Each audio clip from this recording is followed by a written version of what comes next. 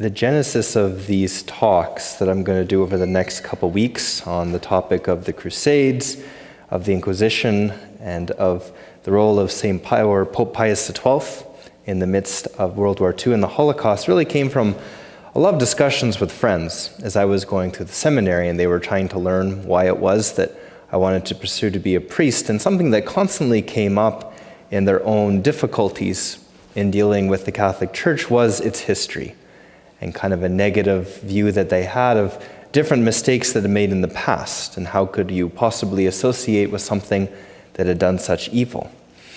So as I listened to these complaints, I wanted to have a better understanding of some of the great controversies of the past. I've always liked history since I've been a very little kid, so it wasn't that difficult for me to get into it. So I did spend a fair bit of my time in the seminary going over the studies, and when I was in my undergrad, I actually did a large project on the Knights Templar. If you'd ever like to read it, it's like 75 pages. If not, don't worry. But from that, I came to have a better appreciation of what the Crusades were all about, so I'd like to share some of those thoughts with you this evening. But before that, maybe to just give a few thoughts on history in general. How do you go about studying history? Because as a discipline, as a science, there's so many ways to approach it. The one I always found most edifying is to try to look at history as an imitation of Christ. What I mean by that is recognizing that Jesus is truly the Lord of history. All things come from him, all things return to him. And so much of history can be seen a way that God's people have walked in his path, with their sins, with their victories, but trying to always look at history from that perspective, people trying to live out the gospel and the experience of Jesus Christ. Now that's a view of history that's also going to have to reconcile itself with the discipline of history, and in particular how history has changed ever since the time of the Enlightenment in the 1700s and 1800s, and because of the influence that Karl Marx and communism had on the whole way we looked at the world, the whole way we looked at history. And so often that view of history is determined by economics, by warfare between the rich, between the poor, and in general, a negative view of religion's impact on history, and for good and for bad, often a very anti-Catholic bent. You can't simply dismiss that because that view of history offers us a lot of information and it's important, but we have to be able to balance that out to try to understand exactly how a certain event unfolded. The other great challenge with history is how do you not allow your own personal bias, agenda, ideology to obstruct what really happened? How do you be objective? How do you read what really happened and then present it as it was, as opposed to shaping it the way you would like to be? That demands a lot of humility. That demands a lot of discipline. That demands a lot of time to really understand how something took place.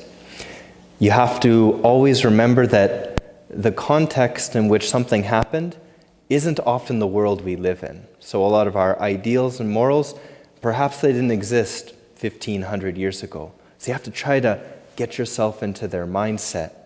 But on the same hand, you can't get trapped in that world. You also have to see how our own time speaks to it. Part of the challenge of doing history. The other thing about history is, my experience, most of the really, really good historical books, they're long, they're boring, and they take a lot of effort to read through. And that's usually why they don't get read. But often, very sensational type history books, a little bit easier to approach, they're exciting, they're suspenseful, often are the bestsellers on Amazon and at Chapters. The problem is they're not often very, very good history. But they do always present us an opportunity to look more deeply at a subject. Another one of the challenges of history, well, unfortunately, being lazy is a vice that's part of the human person. And I've often discovered that one of the big culprits in putting together very poor histories are journalists. They're wonderful writers, but they're often not very good historians. And a lot of the histories written by journalists have done a lot of damage to a lot of subjects. We always have to look at the credentials of who is writing a history and how much work have they really done into giving a good presentation. Finally, in the world of Facebook, of Twitter, of mass media, the other thing you find is people want very quick, short summaries to try to sum up a historical event. If you're trying to defend yourself on a blog, you'll often write about 200 words describing a historical event. It's just not going to cut it. But it's what a lot of people are into. So again, it's resisting that temptation to try to give little quick soundbite answers as to what happened, and really trying to explore a subject in all its depth and in all its controversy. And that's very much how you have to approach the Crusades. One approach that's not going to be very good is to say the Crusades were wonderful, nothing wrong ever took place, it was the great work of the church. That's not a view that's going to work very well. On the other hand, to just simply throw up our hands and say the whole thing was a disaster, no good came of it, doesn't really get us far anywheres. Instead, we have to look at everything that happened, the good, the bad, the ugly, and really try to get into the mindset of the people to understand why this event took place in the history of our church. And when you talk about Crusades, we're talking about a whole lot of activity in the Middle Ages. We are talking about conflicts in Spain, in southern France, in the Baltic regions, Estonia, Lithuania, that part of Europe. We're talking about parts, what would be modern-day Bosnia, Croatia, where crusading took place, in the Mediterranean. I'm not going to talk about any of those, as interesting as they are. Tonight we're going to focus on the Holy Land, the original goal of the Crusades, armed intervention into the land where Jesus Christ once lived. But in order to get to that First Crusade, you have to understand a little bit the history leading up to it. And so our story is going to begin in the year 137 AD. It was the year that a Jewish rebellion broke out under the leadership of a man named Bar Kokhba, the son of a star. And he and his Jewish freedom fighters lost their battle against Rome. The city of Jerusalem was destroyed, and it became a pagan city known as Aelia Capitolina. And basically, for about 300 years, Christians and Jews were sporadically around the Holy Land, but by and large, it didn't belong to them. And for a certain amount of time, it was kind of forgotten in history. When Constantine became the Roman emperor in the 4th century, he spent a lot of time building up the city of Jerusalem and going back and trying to find the holy sites of Christ's life. And under the patronage of his mother, Saint Helena, they began to build the first big churches. The Holy Sepulchre, over which is the Golgotha and the tomb of Christ, a church over Nativity, where Jesus was born, Nazareth, and elsewhere. And for a number of years, you see the Christians being very present in the Holy Land where Christ once lived.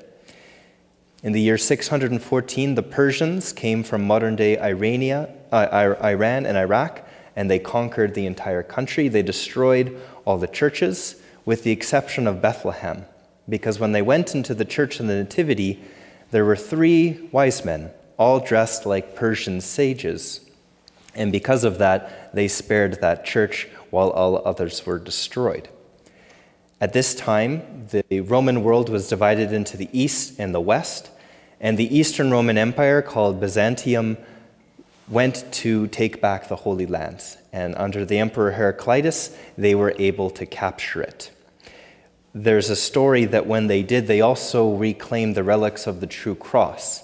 And the Emperor Heraclius wanted so much to carry them into Jerusalem in procession. But as he attempted to do so, he wasn't able to move forward. And so he asked the Patriarch, the Archbishop of Jerusalem, why he could not bring them to the holy city. And he said, "If you wish to bear the cross of Christ, you must be like the Lord himself."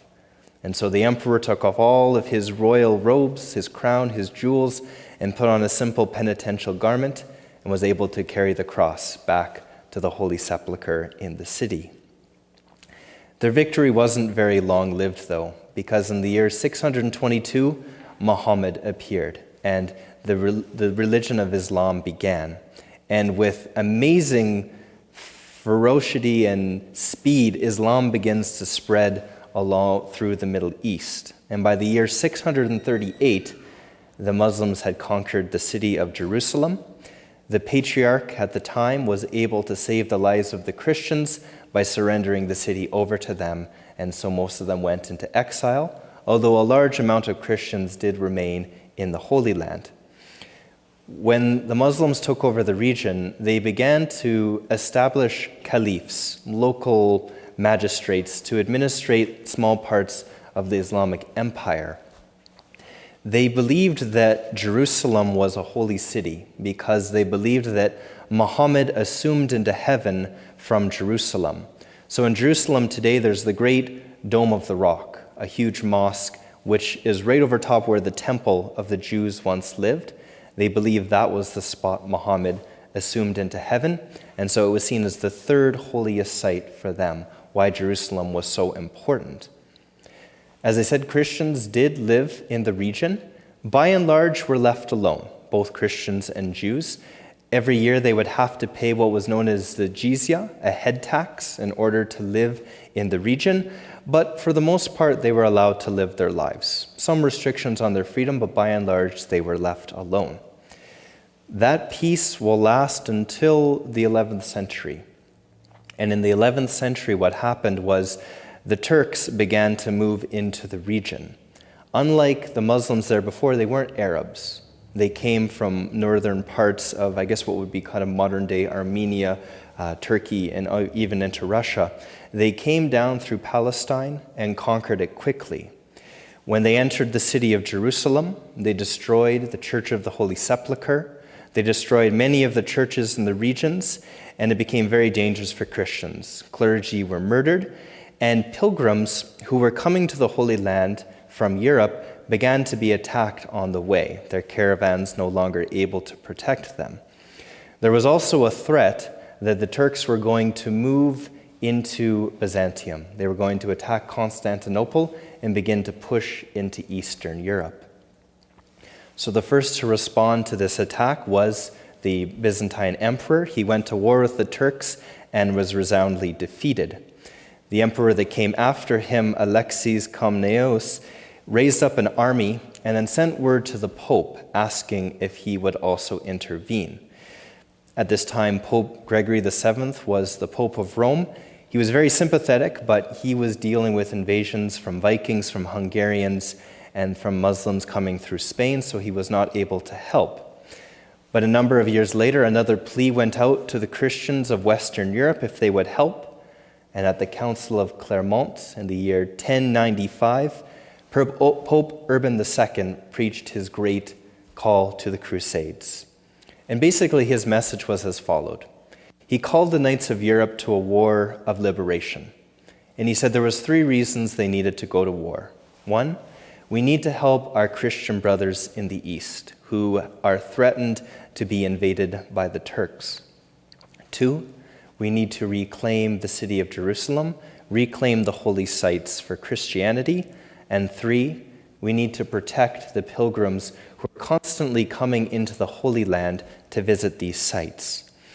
Here's a moment where we have to go into the mind of the medieval Christian. For them, Jerusalem is the center of the world. If you remember the psalm, O Jerusalem, true pole of the earth. That's where everything began. And to be able to go to Jerusalem, to go to the Holy Land, that was to encounter a place of profound grace. And if you could visit the shrine, if you could touch the relics of the Lord's life, grace entered into you. And you were going on pilgrimage. And pilgrimage was so important to the medieval Christian. It was a way to walk in the footsteps of Christ, but it was also a way to do penance for your sins.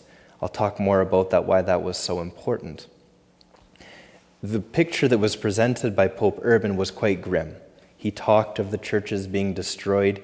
He talked of the priests that were killed. He talked how churches were sometimes converted into mosques, sometimes the Holy Eucharist desecrated, Christians murdered, women raped, etc., etc. The picture was very bleak, and it really tugged on the heartstrings of the Christians of Western Europe. And he called them to really become the soldiers of St. Peter, was one of his favorite terms. And so what he did was he instructed bishops and trained preachers to begin to preach the crusade throughout Europe. He said, take up your cross and follow the Lord, for he is being crucified once again in Jerusalem. We need to protect our brothers and sisters in the East. We need to reclaim these holy sites, and we need to protect our pilgrims. And for Pope Urban, this wasn't meant to be a war of conquest. The primary goal here wasn't to convert the Muslims to Christianity. They really saw it as an opportunity to go on a different kind of pilgrimage, a pilgrimage where they would help their fellow brothers and sisters and liberate a land that was once there. And that was so much the appeal of the crusade, not about the war, not about the riches, but about the indulgence, about the opportunity to receive an indulgence that would remit all punishment due to sin that would be experienced in purgatory. Obviously, you had to die in a state of grace. You couldn't just... Sometimes people think that if you went on crusade and you simply went, you would go straight to heaven. That's not what they believed. They believed that with a righteous soul dying in the grace of God, any time in purgatory would be remitted by going on the crusade. But it wasn't a free pass to heaven if you leaded a sinful life. And that appeal was one for all. Knights wished to go, nobles wished to go, kings and queens wanted to go, serfs wanted to go, priests, brothers, sisters, the poor, the rich, the lame, the crippled. Even though they were forbidden, everyone wanted to go on a crusade. Now that's one view of the history leading up to the crusade. There is another view, though, and this is the view that became very popular kind of in the 1960s and 70s, when Marxism, for good and for bad, had a big impact on historical study. They painted a very different picture. They said that as a way to end violence in Europe, they needed to export it somewhere else. Because remember, these are the days of feudalism, which meant if you were the firstborn son, you inherited the land. And if you didn't go into religious life, didn't become a priest or a deacon or a brother, there wasn't a whole lot left for you. And so you had lots of second and third and fourth-born sons trying to obtain some kind of land, some kind of privilege. So they thought up a simple solution. Let's send them all off to the Holy Land. They can get the violence out of their system there. They can carve up that region into new little feudal empires, and violence will end in Europe. Essentially, it was a cash grab with the mask of a holy war. A view of the Crusades that was very, very popular in the 1960s, and I say has continued kind of up to modern day. Is there any truth behind it, though? Well, it can't be denied that there was always inheritance problems when there was many sons in a family. But when you go back and you read the actual documents and you get biographies of the actual Crusaders, a very different story begins to emerge. When the First Crusade took place, about 150,000 men and women went, and by and large, they were poor. They were people who could not obtain any land, any title, any fortune. The thrust to go was the promise of pilgrimage, the promise of the indulgence, the promise to walk in the footsteps of Christ. But those who did lead the crusade were very much the firstborn sons of Europe. They were the ones who held the vast amounts of land in the continent. And we have to appreciate that if you wanted to go on a crusade, if you wanted to finance it as a noble, unbelievably expensive. About 5 to 6 times your annual income. In order to go on crusade, you would have to sell off most of your land and sell most of your possessions. You would typically take your entire family, your court with you, and then once you got there, you were forbidden by the Pope to take any plunder because originally it was thought all of the land would go to the emperor of the the Byzantine emperor.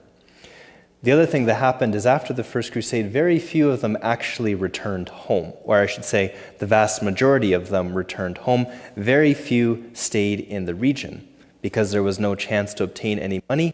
They were financially ruined, but they went back nonetheless because the whole point was to go on pilgrimage.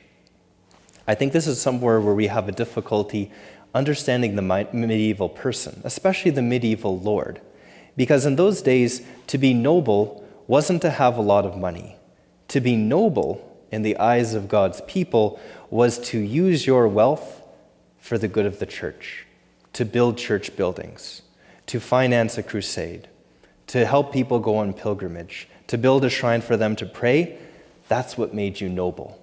That's what stored up for you treasure in heaven. And they really believed that it was the God-given duty of the nobility to use their wealth to help God's people, the church. And first and foremost, to restore the most holy place in the world, the holy city of Jerusalem. This is not to say every crusader had this noble idea. A crusade's like anything. It was a mix of saints and sinners, knights and butchers, people with the right intention, people with the wrong intention. But to simply say the crusade was about moving violence from one region to another just won't stand up as you begin to look at the documents, as you begin to understand the mindset of the people who went on this adventure. Now, the other challenge we have with the Crusades is trying to get into our head this idea, but didn't Jesus preach a religion of peace? He didn't preach a religion of war. Can we in any way justify the fact that, like it or not, they went to war in another land? Well, in our Catholic tradition, we do have something known as a just war theory, trying to look at moments where conflict begins and to assess, is it just for people to act? A classic example is something like the Second World War. Very few would say that the Allies should have never gone to war against the Nazis. It was necessary for them to go to defend the rights and liberties of others. I'd say in a similar vein, the Crusades can be defended in a similar manner, based on three criteria. The first is to look, did they have a just cause for going? Basically, was this the only option? At this time, diplomacy between the Christians and the Turks had gone nowhere. Really, all that was left was a response to an attack against the Christians. This wasn't a preemptive strike by Christianity, it was a response, and they saw it as a defensive war to help those in need. As I mentioned before, to protect the Christian East from invasion, to reclaim property that once belonged to the Christians, and to protect all of the pilgrims who were trying to get to see the holy sites. Life for Christians in the Muslim world, as I said, could often be very, very peaceful. That head tax they had to pay was very oppressive, and sometimes they were forced to do more humiliating things. There was a time in history where they had to wear crucifixes that almost covered the whole body as a sign that you were a Christian. So sometimes life in a Muslim country was not always the most civil. Likewise, Muslims living in Christian countries, it wasn't always a walk in the park. The other thing that we have to appreciate too is that when the call came out for the Crusades, it was very much the mindset of the people that yes, this was a just action. They weren't looking to convert another people, they were looking very much to protect themselves from aggression that was gone against them. Outside of that, there was also the motivation that perhaps this would rejoin the Church of the East and the West, which had gone into schism at this time, trying to reunite Christians under a single leader, under the Pope. The other criteria they decided was, is a legitimate authority calling the crusade? And to understand that, you have to realize who the Pope was in the 11th century. They believed that Christianity was bigger than Europe. Christianity was something called Christendom. That was the kingdom of Jesus Christ, the Lord of history. And that extended to northwest, east, and south. The whole world belonged to Jesus Christ. But as all Christians knew, Jesus, their king, lived in heaven, but on earth was one who ruled in his place, his prime minister, if you will, under the person of the Bishop of Rome, who interestingly, in the 11th century, was probably the most powerful man in Europe, and yet had very, very little in the way of actual land and riches. They did believe, though, if anyone could call them to action, it was him. And they believed so firmly that the Holy Land, more than anything else in the whole world, belonged to Jesus. Because when the Word became flesh and dwelt among us, his actual feet walked through the Holy Land. And that land belonged to him, the land of his birth. And so they did believe with all their heart and soul they needed to protect it as a common inheritance of all Christians who lived under the reign of Christ the King. Interesting too, the Pope, when he looked at the Holy Land, never wanted to be the leader. He never wanted to be king of Jerusalem. He was very content for another to do that in his stead. Probably the hardest criteria to decide, was the crusade just? Did people have the right intention? This is always so difficult. Trying to get into the mind of the crusader, what was he thinking? Was he truly one who took up the cross to defend Christ? And in doing so, he believed that he was putting his own life in bodily harm, in a certain sense, going out like a martyr of old. But more than that, the crusader, as I mentioned before, wanted to go on pilgrimage, and he wanted to obtain this indulgence. Where did all this desire for the indulgence come? Well, part of it came down to the whole practice of the sacrament of reconciliation in the medieval times. In ancient days, if you wanted to be absolved from your sins, you had to do your penance first. And only after your penance had been done would the priest or bishop give you absolution. But that begins to change in the medieval times. Your absolution is given, and then afterwards, you go and do the penance. And as this begins to change, there's an anxiety among Christians. Is the penance enough? Have I really paid back my debt to the Lord for the sins that I have done? And then the whole problem with, have I paid enough of the price that I will bypass purgatory? The indulgence given in the crusade really did answer this problem.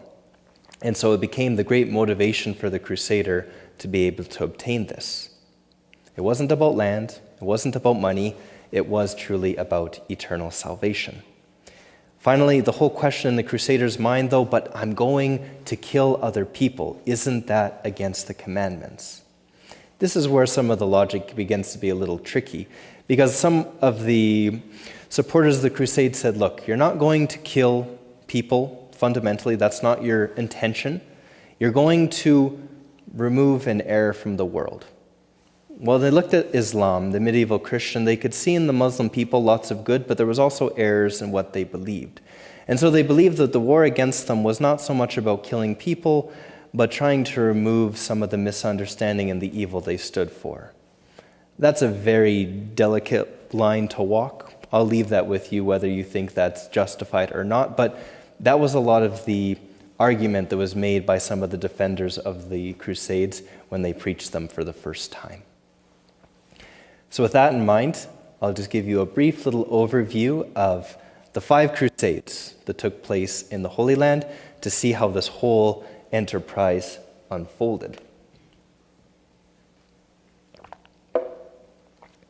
So I've already mentioned a little bit about the First Crusade. It began in 2 phases. When the Pope preached the crusade, there was lots of excitement, and they decided they needed to take time to plan how best to launch this enterprise. But a lot of people were too excited to go, namely people among the peasantry were very interested in this crusade. They found a leader by the name of Peter the Hermit, and with his ragtag army, they marched off to Constantinople, much to the emperor's surprise, who would not even let them in the city, but he eventually gave them passage into his lands. Tragically, they were slaughtered, and only Peter went back to say what had happened. This was known as the People's Crusade. It never got very far. And one of its black marks is that when they were moving across Europe to get to the Holy Land, they were constantly attacking Jewish ghettos. It got so bad that the bishops of the cities would actually have to arm the Jews or sometimes let them hide in their castles because the people felt justified of taking out their anger on the Jewish people, never sanctioned by the Pope, never sanctioned by the Crusades, but a dark history that happened, something they would have to deal with many crusades to come. But eventually the main army does move, mostly from France and from Europe, and they come to Constantinople, where they promise to give all the land over to the emperor if he gives them an army in return. He says eventually he will, and so the Crusaders begin to move in. 2 attacks take place. Some of them go to the city of Antioch to capture it, while a gentleman by the name of Baldwin goes up to a place called Edessa. He helps the people there, and in reward he becomes the king of Edessa. So you have your first land that will belong to the Crusaders. There's a long battle to win Antioch, and there's a story that at one point one of the priests began to dig into the ground, and he found a holy lance, and he said, "This is the holy lance that pierced the heart of Jesus Christ."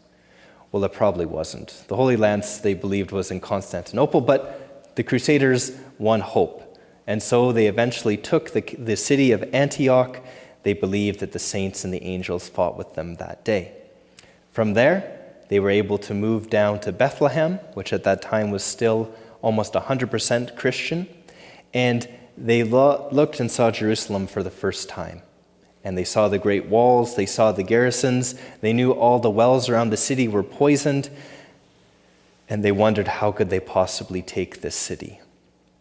So very much like Joshua and the people of Jerusalem, or the people of Israel in the Old Testament, they took off their armor, they put on the clothing of pilgrims, and they began to march around the city. And they had a procession all around Jerusalem, and then up to the Mount of Olives, praying that God would deliver the city to them. On July 13th, they began their attack, and 2 days later, the gates were opened, and the Christians, the Crusaders, poured into the holy city. Now, the mindset of those times is that when you took a city by force, you were allowed to put all of its inhabitants under the sword. As brutal as that sounds, that was the mindset of warriors across Europe at that time. What did happen, though, was not a total slaughter. There is a medieval manuscript that talks about the assault on Jerusalem, and the author is very zealous, and he talks about the streets running in rivers of blood, the Crusaders knee-high deep, wading through the blood of their enemies. Well, his zeal is not true. You couldn't possibly produce enough blood to have this phenomena took place. There was about 10,000 people in Jerusalem at the time of the Crusade, and there's no doubt that many of the inhabitants were killed. But we also know that many of them were not, and that's because there are records from synagogues in Cairo and Alexandria in Egypt where most of the Jewish population was actually ransomed and brought down to Egypt and not put under the sword. Those who weren't able, most of the Muslims and Jews were actually told to leave the city, although a lot of them did remain. The Crusaders saw this as the great victory, that God was with them, the finger of God delivered the city, and they were able to visit the sepulchre that was in ruin and visit the holy sites that belonged to Jesus Christ. Now the challenge was going to be, they had won the city, but how do you protect it? They were still in the midst of a land where they had no foothold, and they knew that soon there would be a response from the Muslims. So they had to decide, how are they going to protect the region? First and foremost, no one wanted to actually be king of Jerusalem. They all felt this was too big of a task. They suggested, why don't we make the patriarch? Why don't we make the Pope king? Both of them refused. Eventually, a man by the name of Godfrey took up the title of Defender of the Holy Sepulchre, and then after he died, Baldwin became the first king of Jerusalem. And in time, 4 kingdoms were established: the kingdom of Jerusalem, Tripoli, Antioch, and Edessa. So you have 4 Christian kingdoms that are in the region. The problem, though, is most of the Crusaders go home. They've made their pilgrimage. There's nothing for them here. I should back up one moment. What happened to the lands going to the emperor of the Byzantium Empire? Because he did not send his army to help the Christians, they broke their oaths with the emperor and kept the lands for themselves. That's why the 4 kingdoms popped up. They knew, especially the city of Damascus, was going to be their great enemy, and so they began to wonder, how are we going to protect this region? And what happens is some Crusaders do remain, and others begin to move in, and a whole new culture begins to emerge, which is a mix of both Christian and Muslim, and kind of the world of the East and the West began to mix. Different ideas are exchanged, and what you find in the Crusader kingdoms is actually a remarkable peaceful coexistence. Christian and Muslim would live next to one another. They would very much lead totally separate lives and not associate, but there were peace within the Crusader kingdoms, and in fact a high degree of tolerance among them. One of the ways they knew they were going to be able to protect this region was new military orders began to emerge. Maybe you've heard of the Knights Templar, or the Knights of St. John of the Hospitaller Knights. Who these men were religious brothers. They weren't priests. They lived their day as any monk would, in prayer and reciting the divine office, but they were also warriors. They set up castles throughout the Crusader kingdoms, and they would protect the pilgrims as they traveled from site to site, and they became the military presence permanently in the Holy Land to protect the people who were there. Pretty soon, the peace between Christian and Muslims begins to break down, and a new Muslim leader named Zengi conquers Edessa up in the north, the first place the Crusaders had conquered. Europe became very concerned that they were going to lose Jerusalem, and so the Pope of that time, Eugenius III, called a new crusade, and he asked his great mentor, St. Bernard of Clairvaux, to be the preacher. And Bernard, a man of great zeal, went throughout Europe preaching the Second Crusade.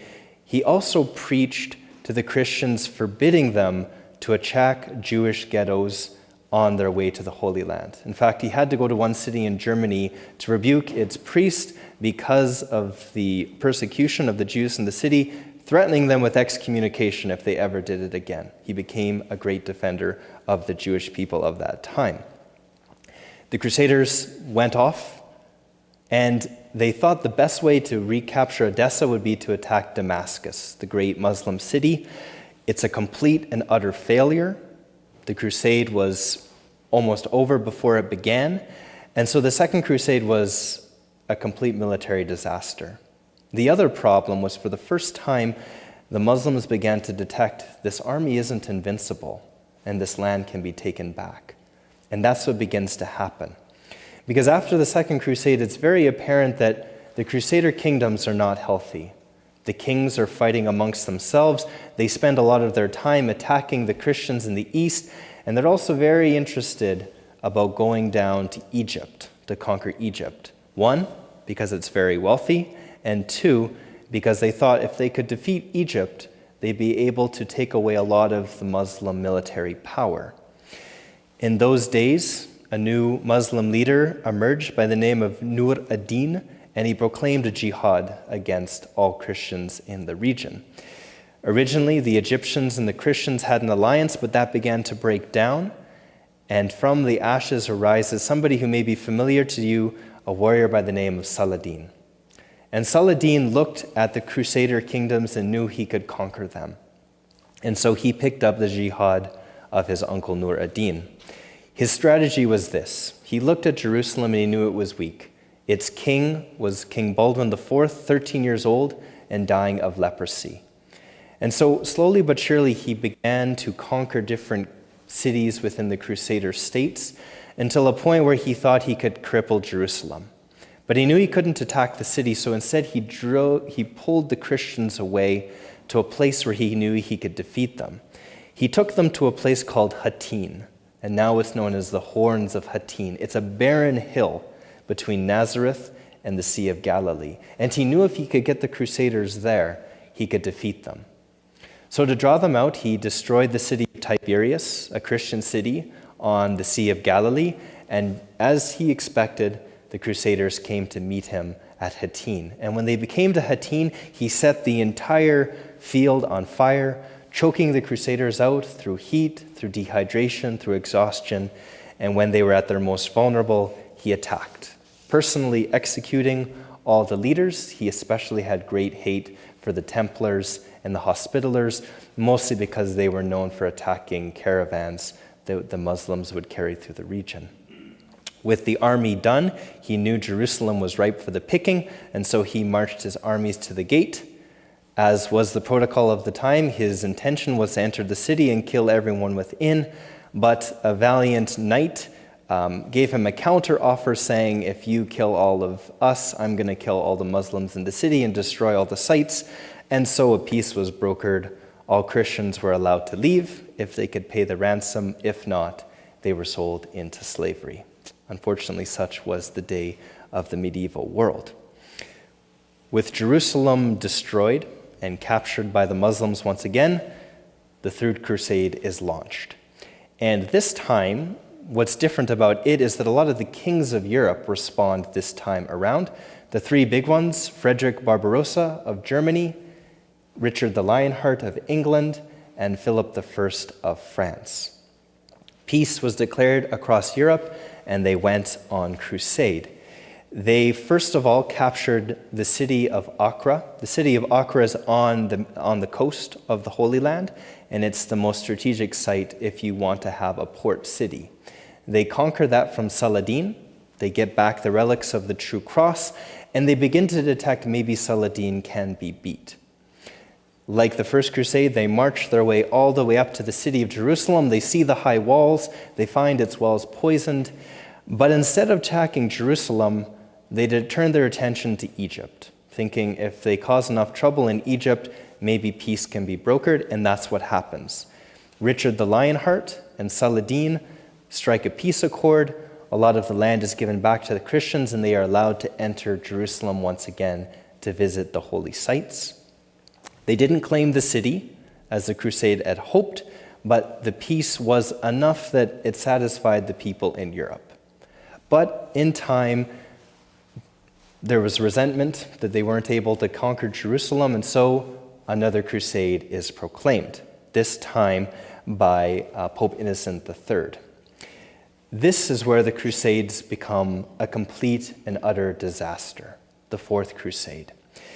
At this time, Europe is in the midst of war. No one wants to go on crusade except for the nobles of France and the Republic of Venice in Italy. It becomes a complete disaster from the get-go.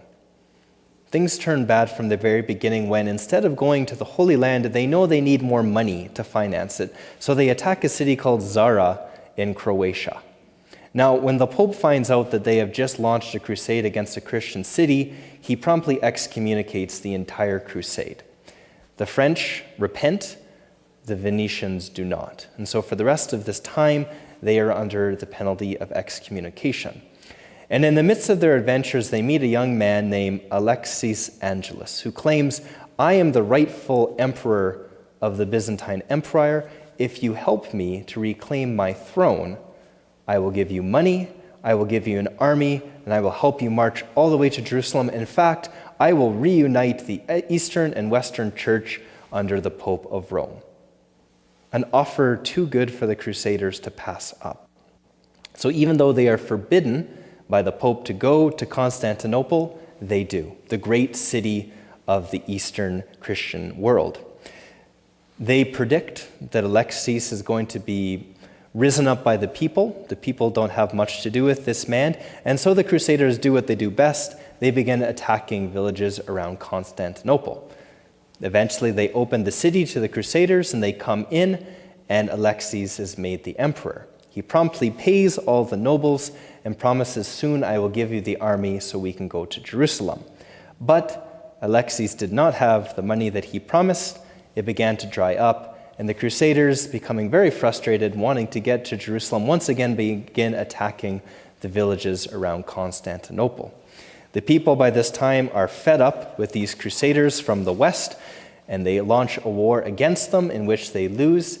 And so in retaliation, the priests among the Crusaders say, it's time for a new crusade, but this time against the Eastern Christians, those who broke away from the Church of Rome.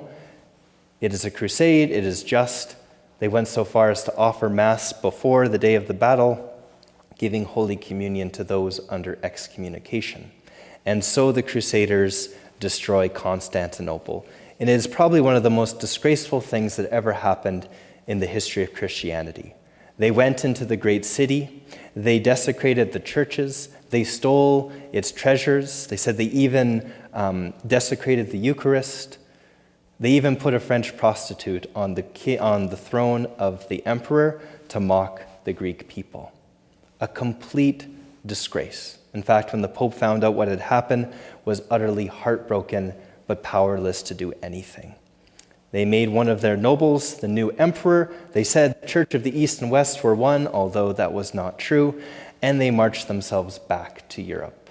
A disgrace, although in their minds they said this was vengeance, because the Greek Christians did not help us when Jerusalem was conquered in 1187. In the aftermath of this crusade, Innocent knows that the only way he's ever going to have another crusade is if the church takes control of it. No more giving it to the nobles of Europe. The church is going to direct the crusades from now on. And so he calls the Fifth and final crusade. And what's interesting about this crusade is he doesn't only just call knights to go and fight, he also calls all people, women and children, to pray, to go on pilgrimage, and if they wanted, to offer monetary funds, to offer money to help the Crusaders. And if you did any of those tasks, you got the same indulgence that the Crusader did. This is important because this is going to begin to sow the seed of corruption that's going to become very big during the time of Martin Luther and the great indulgence abuses of the church at that time. They didn't expect it to happen. They thought the intention was noble to help the Crusades, but they're already beginning their undoing of the whole problem with indulgences in that time of the church. But a lot of the nobles of Europe do respond, and so the Fifth Crusade is launched. They don't even go to Jerusalem. They immediately go down to Egypt, thinking if they capture it, they will win. They are able to capture a city called Dalmatia, but very quickly they lose it, and they realize that this crusade is also a failure. It's also during this crusade that a man by the name of Francis of Assisi decides to go to the Holy Land for the first time. He was sent as a peace envoy by the Pope, and he had one intention and one intention only. He wanted to meet the Sultan, and he wanted to preach Jesus Christ to him by telling him all the errors about the Muslim religion so as to make him a Christian. Now, when the Sultan met Francis, he was very intrigued by the man. He loved his sense of peace, his piety, but he wasn't particularly compelled by his arguments, so he sent Francis off to go make his pilgrimage to Jerusalem until Francis returned home, the very quick and bloodless crusade of St. Francis of Assisi. In the meantime, there was a problem about the Fifth Crusade, and that was it was supposed to be led by the Holy Roman Emperor, King Frederick II of Germany. Now, he had made a promise to the Pope that he was going to go, but for a long time he delayed and did not. And so eventually the Pope got fed up with him and promptly excommunicated him. That didn't mean anything to Frederick. He packed up his army and went to Jerusalem. And when he stepped off the shores and the Crusaders met him, there was a great dilemma. The priests, the bishops, they wouldn't follow him. The Templars, the Hospitallers wouldn't follow him. No one was going to follow this man into battle. Nonetheless, he marched to the city of Jerusalem and used diplomacy to become the king of the city. The condition was, though, he had to remove all the defenses of Jerusalem and leave the city vulnerable to a future attack. Frederick agreed, promptly took the crown of Jerusalem and marched his way back home. And as a parting gift to all the people who rejected him, he destroyed the fortifications of the Templars and the Hospitallers and left the Holy Land vulnerable to a new attack. And this is exactly what happened, and this is how the Crusades end. Once Frederick makes his way back home, the Muslims once again move into the region. They conquer Jerusalem, they conquer Nazareth, they conquer Galilee, and slowly but surely they begin to take back the Crusader kingdoms. Saint Louis IX of France attempted a crusade, but never made it past Egypt.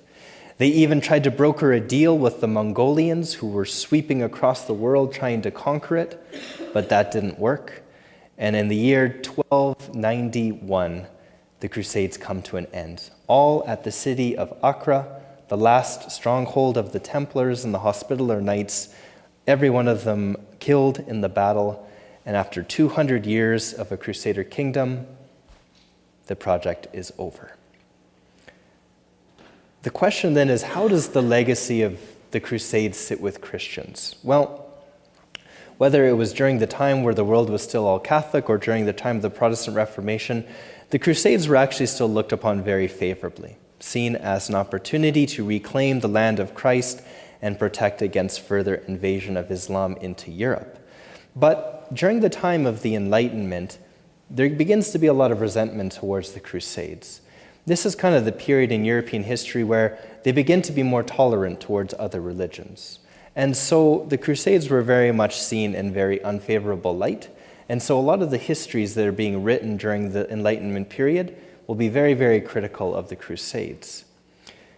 Also during the time of the 1800s, Victorian times, the Victorian people loved the Middle Ages. They had a great nostalgia for the medieval times. And so they began to revive the romantic vision of the Crusader. Although, if you ever read the story The Talisman, or Ivanhoe by Sir William Walter Scott, he changes the roles around. He makes Saladin and the Muslims into the great virtuous warriors, and he makes the Crusaders into the brutish, superstitious thugs. So a whole new way of looking at the crusade. During the 1800s too, this is also when the Europeans are beginning to try to colonize most of the known world.